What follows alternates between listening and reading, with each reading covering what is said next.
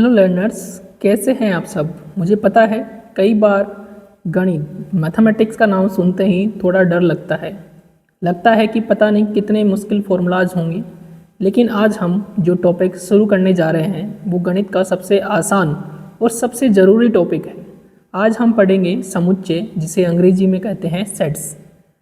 बच्चों, सेट कोई डरावनी चीज़ नहीं है। हम रोज़ अपनी ज़िंदगी में इसका इस्तेमाल करते हैं, बस हमें इसका गणित का जो नाम होता है वो पता नहीं था। आज के इस लेक्चर में के बाद आप खुद कहेंगे कि अरे सेट तो बहुत आसान है। तो क्या आप सब तैयार हैं? चलिए एक गहरी सांस लीजिए और शुरू करते हैं। तो बच्चों, एक बात बताइए, अगर आप बाज़ार से नया ज्योमेट्री बॉक्स लाते हैं तो उसमें क्या क्या होता है? उसमें पेंसिल होता है, उसमें रबर होता है, स्केल, कंपास यानी कि प्रकार, ये सब उसमें होता है। तो ये सब क्या है? ये ज्योमेट्री के सामान है। ठीक है, स्केल हो गया, रबर, पेंसिल, तो ये ज्योमेट्री के जो सामान है उसका एक कलेक्शन है। ठीक है, एक और उदाहरण देखते हैं, जैसे भारतीय cricket team, Indian cricket team, तो उसके खिलाड़ियों के बारे में सोचना है हमें। जैसे रोहित शर्मा, विराट कोहली, जसप्रीत बुमराह, महेंद्र सिंह धोनी, ये सब मिलकर क्या बनाते हैं? एक क्रिकेट के खिलाड़ियों का एक संग्रह बनाते हैं, कलेक्शन बनाते हैं। आपके मोबाइल में जो गानों की प्लेलिस्ट होती है वो क्या होते हैं? आपकी जो पसंदीदा गाने हैं, ठीक है, फेवरेट सॉन्ग्स जो हैं, उनका कलेक्शन है। तो बच्चों, ये जो संग्रह है या कलेक्शन हम बार बार यूज़ कर रहे हैं गणित की भाषा में, इसी को हम समुच्चय या सेट कहते हैं। लेकिन रुकिए, हर कलेक्शन को हम सेट नहीं कहेंगे, क्योंकि इसके लिए एक छोटी सी कंडीशन है, और वो कंडीशन क्या है उसे हम समझते हैं। जैसे देखते हैं हम, हमारे पास ये क्या है? एक बैग है। ठीक है, ये हमारे पास एक बैग है। इसके बाद में ये बड़ा थैला है, इस थैले में हम कुछ खास चीज़ें डालेंगे। जैसे मैंने आपसे कहा कि इस थैले में इंग्लिश अल्फ़ाबेट के सभी स्वर डाल दो, यानी कि वोवेल्स को ऐड करना है। तो आप इसमें क्या क्या डाल सकते हो, क्योंकि आपको पता है वोवेल्स क्या क्या होते हैं। ए होता है आपका, ठीक है, तो ए डाल दोगे। ई होता है, ई डाल दोगे। आई होता है, आई को डाल दोगे। ओ होता है, ओ को डाल दोगे। और यू होता है तो यू को भी डाल दोगे। करेक्ट। अगर मैं दुनिया के किसी भी इंसान से कहूँ कि इस थैले में वोवेल्स को डालना है, स्वर को डालना है, तो वो इनमें से पाँच ही डालेगा। ठीक है, तो ये सभी 5 अक्षर जो है उसको वो इस थैले के अंदर डालेगा। इसके अलावा कोई इंसान ऐसा नहीं होगा कि वो बोलेगा कि नहीं, मैं तो बी को इसके अंदर डालना चाहता हूँ, क्योंकि बी तो स्वर होता ही नहीं है, वो उसको कैसे डाल सकता है। तो इसका मतलब है कि ये जो परिभाषा है इस कलेक्शन की, इस थैले में एलिमेंट्स के आने की, वो एक फिक्स है, वो एक वेल डिफाइंड यानी कि सुपरिभाषित है। तो आपको स्क्रीन पर एक इन्फोग्राफ्स दिख रहा होगा। तो उसमें क्या है कि दैनिक जीवन में कुछ ऐसे उदाहरण हैं जो कि सुपरिभाषित है। जैसे परिवार, ठीक है, फल, ठीक है, फलों का संग्रह है, कक्षा, क्लासरूम, ठीक है, इसमें हम ये दैनिक जीवन में देखते हैं। अब इसमें से हम समुच्चय क्या नहीं है, अगर मैं बोलूँ कि अच्छे बच्चे का समुच्चय या अच्छे बच्चों का संग्रह है, कलेक्शन ऑफ गुड स्टूडेंट्स, तो ये समुच्चय होगा? नहीं होगा। क्यों नहीं होगा? क्योंकि अगर मैं किसी ए पर्सन से पूछूं कि अच्छे बच्चे क्या है, तो वो कुछ 3 अलग अलग बच्चों का, जैसे मुझे 3 बच्चे चाहिए, तो वो अपने पसंद के 3 बच्चों को बोल देगा अच्छा बच्चा। ठीक है, अगर मैं किसी दूसरे पर्सन बी से बोलूँ तो वो कोई 3 अलग बोलेगा। सी से बोलूँ तो हो सकता है वो पहले में से एक ले ले, लेकिन वो 2 अपनी पसंद के ले ले। तो इस प्रकार से हर एक व्यक्ति क्या है, अपने अपने अलग अलग आंसर दे सकता है, और अलग अलग आंसर में जो होते हैं उसका मैथ में कोई जगह नहीं है। मैथ का मतलब है फिक्स आंसर, आपका लॉजिकल आंसर होना चाहिए। आंसर जो है वो टाइम के साथ और लोगों के साथ चेंज नहीं होता है, वही आपका मैथमेटिक्स होता है। ऑलराइट, तो इस प्रकार से हम ये आइडेंटिफाई कर सकते हैं कि कौन सा अवयव उसके अंदर आएगा या कौन सा नहीं आएगा, ये हमें पता होना चाहिए। तो हम मैथमेटिक्स की परिभाषा देखते हैं कि समुच्चय क्या होता है। तो समुच्चय की परिभाषा देखते हैं पहले, फिर इसको और डिटेल में समझेंगे।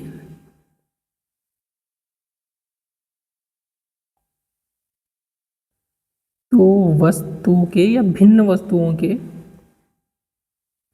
भिन्न वस्तुओं की सुपरिभाषित संग्रह को समुच्चय कहा जाता है।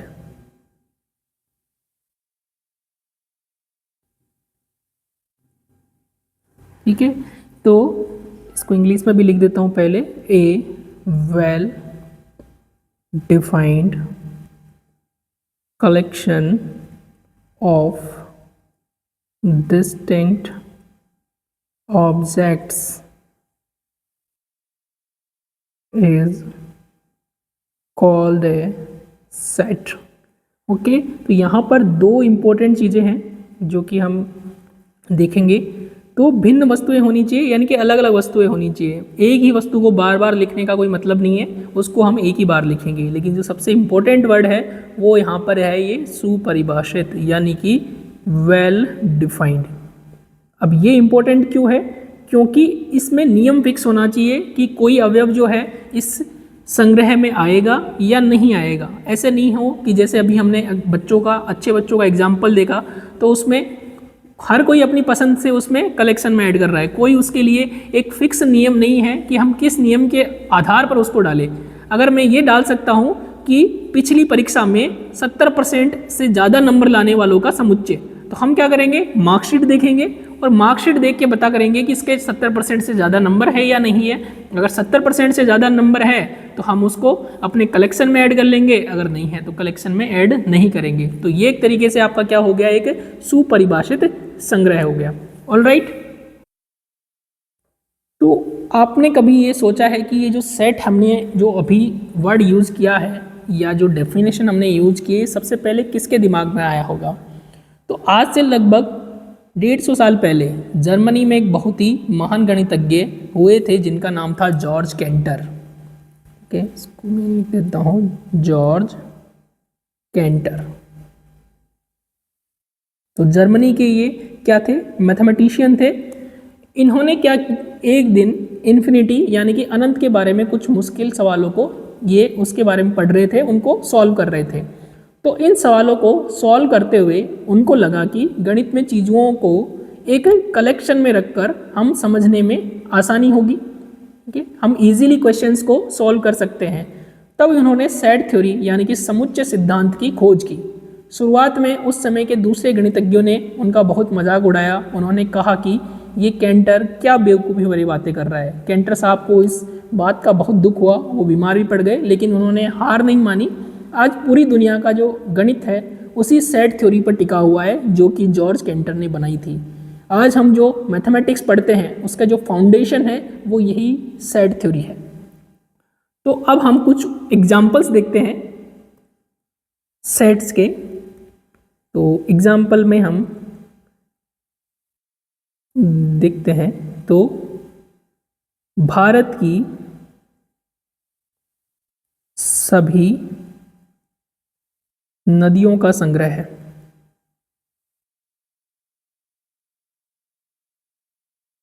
तो ये कलेक्शन मैंने लिया कि इंडिया में जो भी रिवर्स फ्लो होती है हम उनका एक सेट बनाएं। तो क्या ये वेल डिफाइंड है? हाँ, ये वेल डिफाइंड है। क्यों? क्योंकि जैसे गंगा, यमुना, सरस्वती, गोदावरी, ये सभी नदियाँ क्या है, फिक्स है। कोई भी इंसान अमेरिका की नदी को इसमें नहीं डालेगा। क्यों? क्योंकि वो भारत की नदी नहीं है। तो ये क्या बनेगा, एक सेट हमारा बनेगा। ठीक है, एक एग्जाम्पल हम और डिस्कस करते हैं। तो जैसे अगर मैं बोलूँ आपकी कक्षा के 5 सबसे होशियार यानी कि इंटेलिजेंट बच्चों का संग्रह है, बच्चों का संग्रह है। तो क्या ये सेट है? नहीं है। क्यों? क्योंकि होशियार होना यानी कि इंटेलिजेंट होना वेल डिफाइंड नहीं है। मेरे लिए होशियार वो है जिसके गणित में 100 नंबर आए। आपके लिए हो सकता है वो होशियार हो जो अच्छी कविता लिखता हो, किसी के लिए वो होशियार हो सकता है जो अच्छी पेंटिंग करता हो, किसी के लिए वो होशियार हो सकता है जो वाद विवाद करना जानता हो। तो सबका जवाब अलग अलग होगा। ठीक है, तो ये जो संग्रह है ये वेल डिफाइंड नहीं है, सुपरिभाषित नहीं है, तो ये आपका सेट नहीं होगा। अब एक इम्पोर्टेंट बात है कि सेट को हम कैसे लिखते हैं, क्योंकि गणित में हर चीज़ का एक नोटेशन होता है, हर चीज़ का एक सिंबल होता है। तो सेट का नाम हमेशा हम अंग्रेजी वर्णमाला के कैपिटल लेटर्स यानी कि बड़े अक्षरों में लिखते हैं।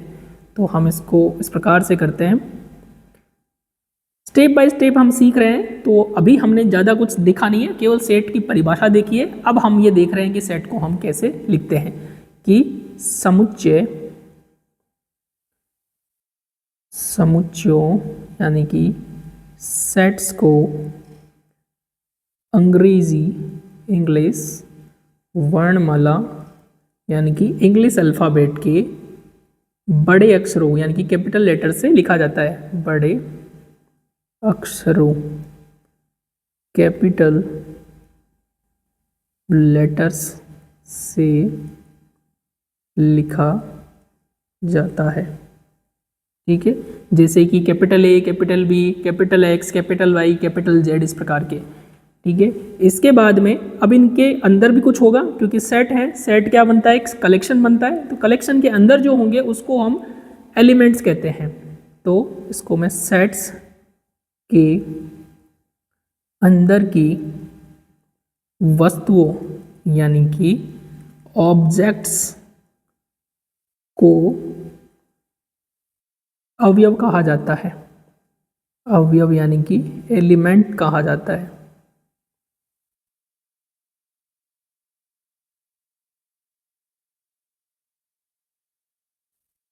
अब ये जो एलिमेंट्स होते हैं, अवयव होते हैं, तो अवयवों को हमेशा मंझले कोष्ठक यानी कि कर्ली ब्रेसेस, इस प्रकार से लिखते हैं, कर्ली ब्रेसेस के अंदर लिखा जाता है, में लिखा जाता है। ओके, तो यहाँ से हमने कुछ नोटेशंस देखे हैं कि सेट को तो हम कैपिटल लेटर से लिखते हैं, सेट के जो अंदर वस्तुएं होती है उनको हम क्या कहते हैं, अवयव यानी कि एलिमेंट्स कहते हैं। और एलिमेंट्स को कैसे लिखा जाता है, एक मंझले कोष्ठक यानी कि कर्ली ब्रेसेस में लिखा जाता है। ठीक है, साथ के साथ तथा दो अवयवों के बीच में कॉमा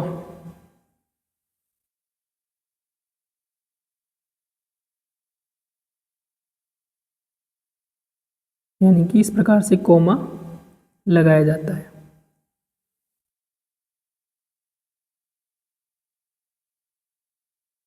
तो एग्जाम्पल देखते हैं फिर से। जैसे एग्जाम्पल 1 है आपका, एक सेट क्या हो जाएगा, ये समय कैपिटल ए, क्योंकि कैपिटल लेटर से लिखा जाता है। तो हमने जो शुरू में देखा कि अंग्रेजी वर्णमाला में सभी स्वरों यानी कि वोवेल्स का कलेक्शन, तो उसको हम क्या लिखेंगे, सबसे पहले तो अवयवों को कर्ली ब्रेसेस के अंदर लिखा जाता है। तो ये आपका कर्ली ब्रेसेस है, इसके अंदर लिखेंगे ए, ई, आई, ओ और यू, ये इसके अवयव हो गए। और इनको हमने कर्ली ब्रेसेस को क्लोज कर दिया, और दो अवयवों के बीच में हम क्या लगा रहे हैं, यहाँ पे कॉमा का प्रयोग कर रहे हैं। तो इस प्रकार से किसी सेट को लिखा जाता है। नेक्स्ट सेट देखते हैं हम, एग्जाम्पल नंबर 2। तो हम सभी जो आपके सम संख्या हैं उनका कलेक्शन लेते हैं। तो 2, 4, 6, 8 और 10, तो 1 से 10 के बीच में जो सम संख्या है उनका कलेक्शन हो गया। तो अवयवों को हम कर्ली ब्रेसेस के अंदर लिख रहे हैं और दो अवयवों के बीच में हम कॉमा का प्रयोग कर रहे हैं। तो हमने क्या सीखा कि जो समुच्चय का नाम है वो represented by a capital letter to identify the specific collection, यानी कि अंग्रेजी वर्णमाला के कैपिटल लेटर से लिखा जाता है, जैसे कैपिटल बी। कर्ली ब्रेसेस का हम यूज़ करते हैं अवयवों को लिखने के लिए, और कॉमा का प्रयोग करते हैं दो अवयवों को अलग करने के लिए। Individual items inside the set separated by comma. तो एक तरीके से ये सेट का स्ट्रक्चर होता है, इसका ये सेट का नाम है जिसको बड़े लेटर से लिखा जाता है। सेट के अवयवों को कर्ली ब्रेसेस के अंदर लिखा जाता है और दो अवयवों के बीच में हम कॉमा का प्रयोग करते हैं। ठीक है, तो ये एक तरीके से सेट का स्ट्रक्चर होता है। इसके अलावा भी सेट का स्ट्रक्चर होता है, जिसे हम सेट बिल्डर फॉर्म कहते हैं, इसको हम रोस्टर फॉर्म कहते हैं, तो वो बाद में देखेंगे। तो अभी के लिए आपको ये पता चल गया कि सेट कैसा दिखता है और उसको लिखते कैसे हैं। अब हम एक इम्पोर्टेंट चीज़ की बात करते हैं कि अवयव है या नहीं है, उसको कैसे रिप्रेजेंट करेंगे। ओके, तो उसको भी हम नोट करते हैं।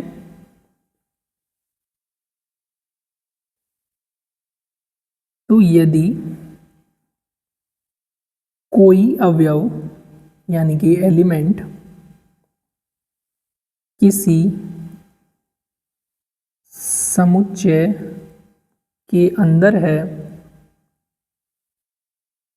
तो हम उसे एक खास निशान यानी कि सिंबल से व्यक्त करते हैं। और वो खास सिंबल क्या है? जो कि ग्रीक भाषा का एक शब्द है, ग्रीक लेटर है, ग्रीक भाषा का अक्षर एप्सिलॉन, इसको बोलते हैं एप्सिलॉन। ठीक है, तो इसका मतलब क्या हो गया कि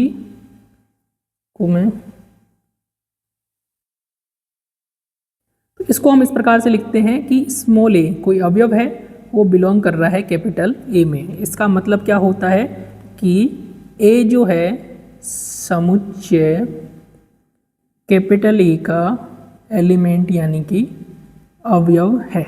ठीक है, इसको हम ऐसे भी बोलते हैं इंग्लिश में ए बिलोंग्स टू कैपिटल ए। ठीक है, तो इसको ऐसे बोलते हैं ए जो है वो बिलोंग कर रहा है कैपिटल ए में, यानी कि ये जो अवयव है किसके अंदर है? कैपिटल ए के अंदर है। और इसका मतलब है ए जो है समुच्चय का अवयव है, दोनों एक ही बात है।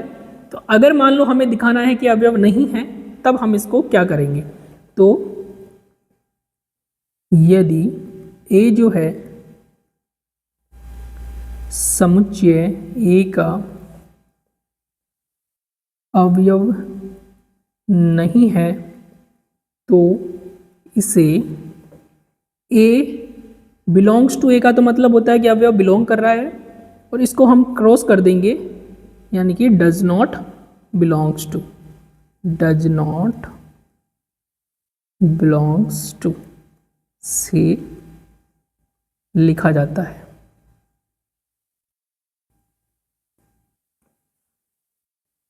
अब हम कुछ एग्जाम्पल्स और देख लेते हैं, क्योंकि जितने एग्जाम्पल्स होंगे कॉन्सेप्ट जो है आपका उतना ही क्लियर होगा। तो एग्जाम्पल्स ऑफ सेट्स। ओके, तो एक एक करके हम एग्जाम्पल डिस्कस करेंगे। तो पहला एग्जाम्पल है भारत के सभी शहरों का या सभी राज्यों का समुच्चय बोल देते हैं, थोड़ा सा छोटा कर देते हैं इसे, राज्यों यानी कि स्टेट्स का संग्रह है। ठीक है, तो अब ये समुच्चय है या नहीं है, तो इसको मैं टिक मार्क करूँ नहीं करूँ। तो पहले कितने राज्य हैं वो हमें पता है कि ये राज्य है आपका राजस्थान राज्य है, उत्तर प्रदेश है, उत्तराखंड है, जम्मू कश्मीर है।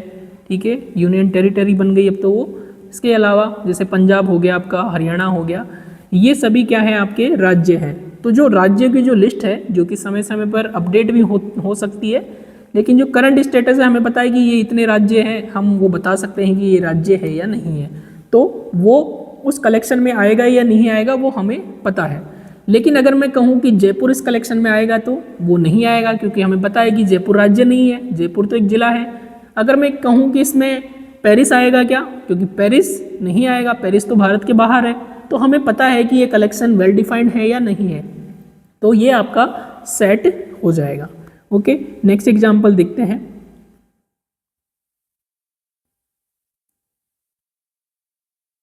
अच्छे लोगों का संग्रह, लोगों का संग्रह। तो अगर मैं बोलूं कि मुझे जितने भी अच्छे लोग हैं इस दुनिया में सबका एक कलेक्शन बनाना है, ठीक है, तो वो सेट होगा कि नहीं होगा? तो ज़रूरी नहीं है सबके लिए अच्छे लोगों का परिभाषा अलग होती है, ठीक है। कोई सच बोलता है तो उसको अच्छा बोलते हैं, कोई झूठ बोलता है तो कोई उसको भी अच्छा मान लेता है। तो सबके लिए अच्छे की परिभाषा कोई सुपरिभाषित नहीं है, ठीक है। तो जो अपना फेवरेट होगा वो उसको अच्छा बताएगा और जो फेवरेट नहीं होगा उसको अच्छा नहीं बताएगा। तो ये एक एम्बिग्यूटी होती है, यानी कि एम्बिग्यूटी का मतलब होता है कि हमें नहीं पता है, सबके लिए वो अलग अलग है। कोई बोलेगा कि हाँ ये सही है, अच्छा होगा, कोई बोलेगा कि नहीं ये तो अच्छा नहीं है। इस प्रकार से एक मतभेद क्रिएट होता है और उसको हम बोलते हैं एम्बिग्यूटी। तो ये आपका एक कलेक्शन नहीं है। नेक्स्ट एग्जाम्पल हम देखते हैं,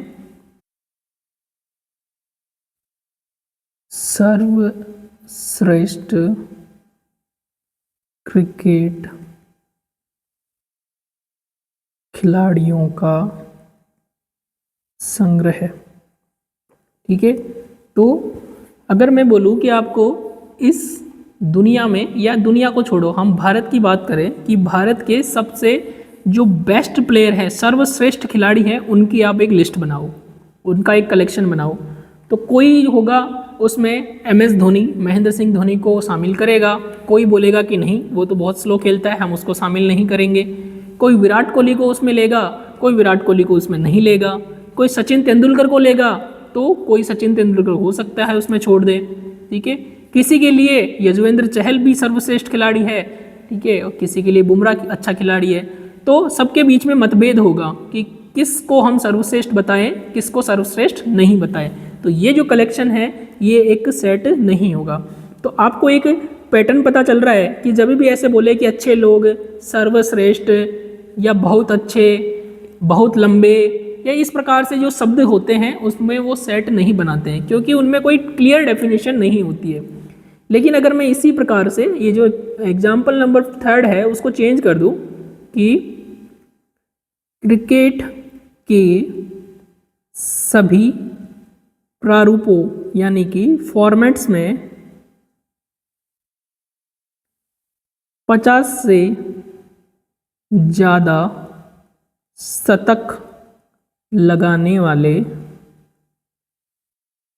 खिलाड़ियों का संग्रह है। अब ये क्या होगा, सेट हो जाएगा। क्यों सेट हो जाएगा? क्योंकि हम उसके जो ODI, T20 और टेस्ट क्रिकेट तीनों फॉर्मेट्स में मिला के हम उसके शतक काउंट करेंगे, कितनी सेंचुरीज उसने लगाई है। अगर वो 50 से ज़्यादा है तो हम उसको शामिल करेंगे, 50 से कम है तो उसको शामिल नहीं करेंगे।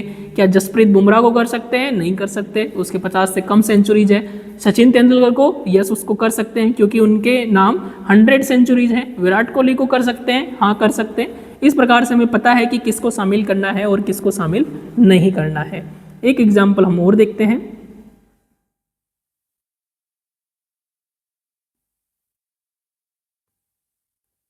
तो कक्षा में 65% से अधिक अंक लाने वाले छात्रों का संग्रह। यहाँ छात्रों का मतलब है स्टूडेंट्स, तो ऐसे नहीं है कि छात्राओं को नहीं लेंगे, स्टूडेंट्स का संग्रह। तो ये सेट हो जाएगा क्योंकि हम उनके मार्क्स देखेंगे जो कि लास्ट क्लास में उनके मार्क्स थे। जैसे अभी आप BSc फर्स्ट ईयर में हो तो आपके 12th के मार्क्स देखे जाएंगे कि 12th में आपके 65 से ज़्यादा है या नहीं है। अगर 65 से ज़्यादा है तो आपको उस कलेक्शन में शामिल कर लेंगे, अगर 64.9 है तो भी आपको उस कलेक्शन में शामिल नहीं करेंगे। तो ये एक वेल डिफाइंड रूल हो गया। तो ये क्या बन जाएगा, आपका सेट बन जाएगा। कुछ और एग्जाम्पल हम देखते हैं। तो अब की बार जो एलिमेंट्स हैं उसके एग्जाम्पल हम देख लेते हैं। इसको एग्जाम्पल 1 मान लेता हूँ मैं। एग्जाम्पल 2 में जैसे कि मैंने समुच्चय माना A, जो कि इस प्रकार से है 2, 4, 6, 8, 10, ठीक है। तो अब मैं अवयवों की बात कर रहा हूँ कि इसमें कितने अवयव है। इसमें 5 अवयव है, 2 है, 4 है, 6 है, 8 है और 10 है, ठीक है। तो क्या 6 जो है वो A में बिलोंग कर रहा है? यस, 6 जो है वो A का अवयव है, यानी कि 6 जो है A का एलिमेंट यानी कि अवयव है, ठीक है। क्या 7 इसमें बिलोंग कर रहा है? नहीं, 7 इसमें बिलोंग नहीं कर रहा है। तो 7 जो है ए का एलिमेंट यानी कि अवयव नहीं है। 10 जो है ए के अंदर आ रहा है, लेकिन 15 जो है वो ए के अंदर नहीं आ रहा है। तो हम ये बता सकते हैं किसी समुच्चय को देख के कि कौन सा उसके अंदर एलिमेंट है और कौन सा एलिमेंट नहीं है। एलिमेंट है उसको हम एप्सिलॉन से दिखाएंगे और एलिमेंट नहीं है उसको हम एप्सिलॉन को क्या कर देंगे, क्रॉस कर देंगे। ऑल राइट, तो ये था आज का लेक्चर, शॉर्ट लेक्चर था, लेकिन हमने सेट्स के बारे में इंट्रोडक्शन देखा, सेट से हमारी पहचान हुई। तो हमने आज बहुत कुछ सीखा है वैसे तो, कि पहले हमने जाना कि सेट क्या होता है, उसके एलिमेंट्स क्या होते हैं, उसको लिखते कैसे हैं, कैपिटल लेटर से उसको लिखा जाता है और एलिमेंट्स को लिखा जाता है कर्ली ब्रेसेस के अंदर। एप्सिलॉन का मतलब होता है कि अवयव है, एप्सिलॉन को कैंसिल कर देंगे यानी कि अवयव नहीं है। वेल डिफाइंड क्या होता है और वेल डिफाइंड कब नहीं होता है ये हमने जाना। ठीक है, साथ के साथ हमने जो सेट थ्योरी के जो फाउंडर थे जॉर्ज कैंटर, उनके बारे में भी हमने थोड़ा सा ब्रीफ डिस्कस किया कि जॉर्ज कैंटर क्या थे और उन्होंने सेट थ्योरी क्यों डेवलप की।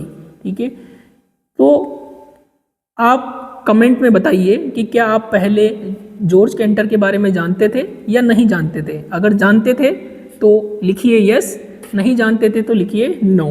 ठीक है, अगर आप चाहते हैं कि मैं जॉर्ज कैंटर के बारे में डिटेल बायोग्राफी आपके साथ शेयर करूं तो आप मुझे कमेंट कर सकते हैं, मैं टेलीग्राम ग्रुप पर उनकी जो डिटेल्ड बायोग्राफी है वो आपसे शेयर कर दूंगा।